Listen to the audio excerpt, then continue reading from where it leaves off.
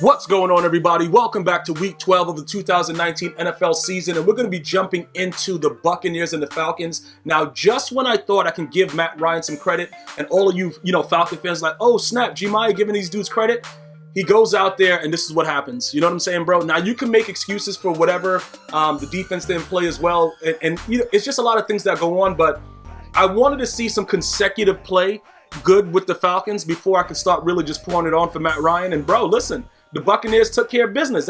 That's all you can really say. When the Bucs come in and take care of business, bro, and Jameis Winston is beating on you, you got some issues, dog. That's all I'm going to really say. But it is what it is. He is who we thought he was, bro. The dude sucks. But I'm not going to go too hard, though, because like I said, they've impressed me. They've impressed me over the last couple of weeks. So, this one loss right here, we're not going to really go too crazy, but it is what it is. Broncos and the Bills. Now, look. Josh Allen is a good quarterback. Shout out to Frank Gore, though. Third most rushing yards in NFL history. This dude has been running forever, dog. Like, what is going... How old is that guy? He has to be at least 60. Like, this dude is doing whatever, but he looked pretty good. Congratulations to him. It was really, really good to see him there. I think Barry Sanders was in attendance for this game, but the Broncos are terrible, and it is what it is. They're going to have to revamp the whole situation. You know what was interesting about this game, though? Josh Allen is very, very elusive. He doesn't get a lot of credit for it, but when he broke that big run after everybody had him in the backfield, I was like, he impresses me in different ways, but the Bills overall they're a tough team. They're a really tough team. They're somebody that can really do something wild in the AFC East and just go out and just beat the Patriots right quick, and everybody be like, what? What's going on? Like, they're that kind of team. Like, they're a scary team, man. We got to continue to watch them, but good win for them. The Giants and the Bears. The Giants should have been able to pull this off. They couldn't. Saquon, had a couple big things going on there, but it is what it is. Shout out to the Bears being able to come out there and handle their business. They've been pretty terrible for a while now, so... it was good to see them get a win finally. I don't know what's going to happen in the North. Even though we are going to be talking about the Packers later in this video, I don't know what's going to go on with the NFC North. I just don't think the Bears got what it takes. We'll see what happens, though. Steelers and the Bengals. Look, bro, if somebody would have told me the Bengals were going to go 0-16, I probably would have believed them, but it's still shocking. Because at this day and age, you just don't expect, that you could predict that kind of stuff to be able to see that this is actually going to happen again. When the Lions was doing it, it was like I don't know how the Lions did it the last time it was done, but this team right now, it just doesn't make any sense that it's actually possibly going to happen. Like, how are they that bad? Because there's so many other teams that they played that's actually worse than them. I don't know. We have to wait to see what happens, but good win for the Steelers. It was a struggle at the beginning. Points weren't going up there pretty easily. And the Bengals are 0-11 for the first time in franchise history. So maybe Marvin Lewis wasn't the reason that they were just getting dominated. See, he just couldn't win in the playoffs. Now they can't win no matter what. I guess if you could go back, because Marvin Lewis, I don't really know, dog, but it's crazy, bro. It's just crazy to look at it like, was that guy, he just couldn't get over the playoff hump. This guy can't do I don't know who, bro, look, there's a lot of injuries. AJ Green don't want to play. Look, Andy Dalton, you suck. You've been sucking my whole career, and I made you look good. I'm done. But there is still no reason that any team should be wow. So they're going to get the number one pick. So whoever, I guess Cincinnati's where it's at. Another, Ohio, whatever. They're going to go do what they got to do. That's what college players have to look forward to. You're going to be playing with the Bengals, bro. These dudes right here, I'm going to tell you straight up, dudes is garbage out here, dog. So that's a complete rebuilding process. Number one, fire Andy Dalton and the whole coaching staff, and then fire the janitor too, just randomly. It is, it's too much losing going on. Somebody got to get fired. Okay, Dolphins and the Browns. Before the Browns fans get so excited and be like, oh my God, the Browns are back, you beat the Dolphins. So I don't know what's happening after this, but it looks like the Browns, just put it like this. Nick Chubb, that's great, 90+ scrimmage yards in 10 consecutive games, that's all good. I have to see what they can do against competitive teams. The Dolphins pretty much come in and they're bent over automatically, for most teams. I don't know how they have 2 wins. It makes absolutely no sense. It is what it is. But at the end of the day, they have to do something else that's a little bit more impressive. You can't, you're not back. You beat the Dolphins, you're not back, dog. You got a lot of work to do to kind of, gain the trust of your fans and everybody else that's out there rooting for you. So we'll see how that works out. But they did look good, though. The Panthers and the Saints. This came down to the wire towards the end. Drew Brees was able to make some key throws. Michael Thomas, 8+ receptions, 100+ reception yards in 5 consecutive games. when Drew Brees is, I just said Drew Brees. When Drew Brees is out there, it's really, really crazy, dog. The dude is just like, he's a surgeon, bro. He's a surgeon. But the Saints, it's something about them that I don't trust going into the playoffs. Now, I know you guys from the 504 are going to put it in the comments. 504, bro. We'll see. I don't trust them in the NFC. I really just don't. Maybe it's something. I don't know. I just don't trust them. I got to wait to see how it works out. Raiders and the Jets. Now, this I did not expect. And I don't think John Gruden expected it either, because he was calling the refs all kind of names. They slowed it down, and you were able to kind of lip sync what he was saying. And I don't know if the ref heard him when he said it, but that dude is, listen, man, he was on fire. Now, the Raiders looked so impressive before coming into this game. I do not know what happened in this game. I was just looking back and forth. The Jets were just like railroading them, and I'm like, what? We just started to give John Gruden credit. We're like, this dude is balling. He got the team motivated, all that stuff. And then things like this start happening. You're like, hold on. What? Like, this is what we expected the whole season for the Raiders, because like they got rid of all their key players and they were winning. So we're like, all right, they're going to keep winning. And they're playing the Jets, and the Jets are terrible. It should continue to go on. And then this happens.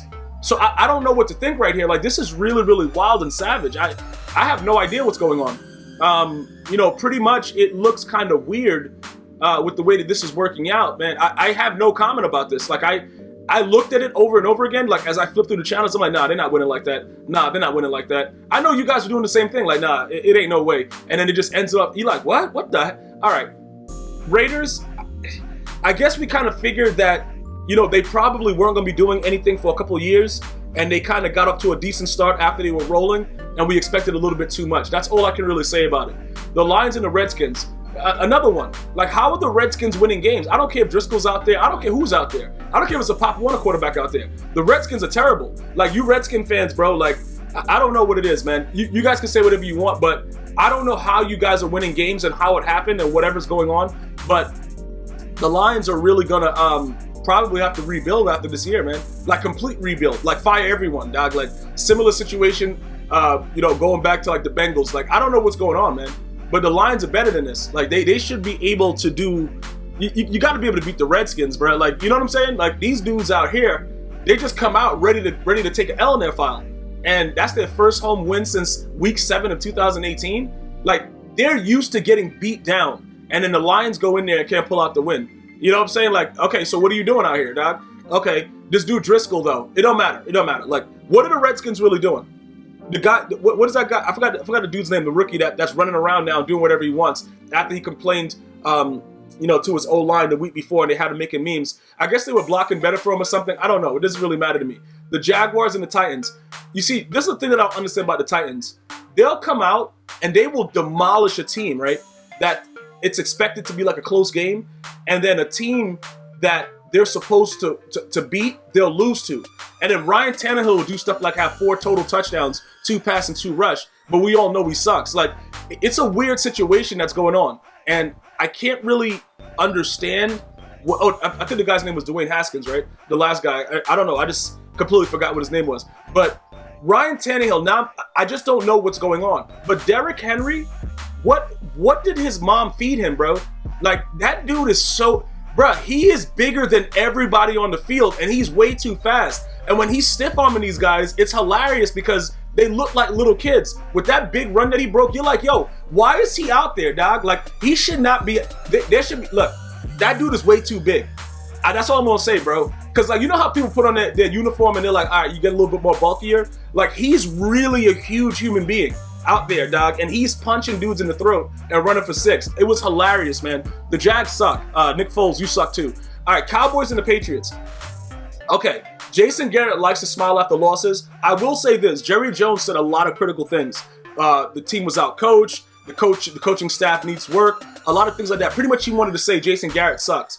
But the Cowboys could have easily won this game. Now, let's give credit to the defense. Let's give credit to Stephon Gilmore with the Patriots. It's a reason why they gave him such a huge contract. He completely locked up Amari Cooper. And even with the catch that we thought Amari Cooper caught, he ain't catch it. And Witten was garbage. He couldn't catch a ball. Look, Don, we say that their defense is not really what we think it is, but Amari Cooper and Witten were completely taken out of this game. And you had to rely on Randall Cobb, who kind of sucked in the beginning of the game, but then, did some good things towards the end. So, you got to give a shout out to the Patriots, man. They find ways to win. The Cowboys should have absolutely, that's as vulnerable as the Patriots are going to be. And you got to win that game. And I don't know who you blame it on, but will Jason Garrett getting fired fix it? I don't know. You know what I'm saying? Like, we got to figure out what's going on. Packers and the 49ers, I knew from the beginning of the game, once I saw Aaron Rodgers' face when they first had a fumble or whatever it was, that they were going to lose the game. Because Aaron Rodgers, this dude sucks. And I'm going to tell you right now, I'm pretty much done with him because I know he's not going to win another Super Bowl. So he's going to, do flashy passes and do all that stuff like that. But I'm done with him. The 49ers went out there, just completely dominated them. It was an embarrassing thing to watch. Honestly, I couldn't believe what was going on because I thought the Packers defense and, having Aaron Rodgers be able to make some work, even Aaron Rodgers receivers were looking back at him like, yo, who you throwing the ball to, dog? Like, it was bad. But you know what it is? Aaron Rodgers has a history with Sherman, going back to college, whatever, but it's not even about that. Listen, whenever Richard Sherman is on the field against Aaron Rodgers plays very, very poorly. He's 10-8 in the last primetime game since 2016. I'm done with him. Seahawks and the Eagles. Carson Wentz, he's another guy, bro. I don't know who he's throwing the ball to. I don't know if he had his vision checked in the last couple of weeks. Dude's garbage, bro. I'm done. They were completely disgusting. The Seahawks came out. They pulled the win out. It was a very, very, tight and hard-fought game. But the Seahawks did what they were supposed to do, and ultimately the Eagles needed to win this game. Now the Cowboys kind of still look pretty with 6-5. They could have won and gone up a little bit better and had a better lead, but for some reason I still think the Eagles are going to win the division. But I was very, very frustrated with a lot of our, star players that are supposed to play well. They just did not. And it was very, very disgusting to watch in most cases. But Week 12 is wrapped up. We're closer to the playoffs, and we're going to be there soon. You can always download GmiasWorld Podcast on the go, iTunes, Android, iHeartRadio, and Spotify. Just search GmiasWorld Podcast. Everybody stay blessed. I'll see you guys soon. One love, y'all.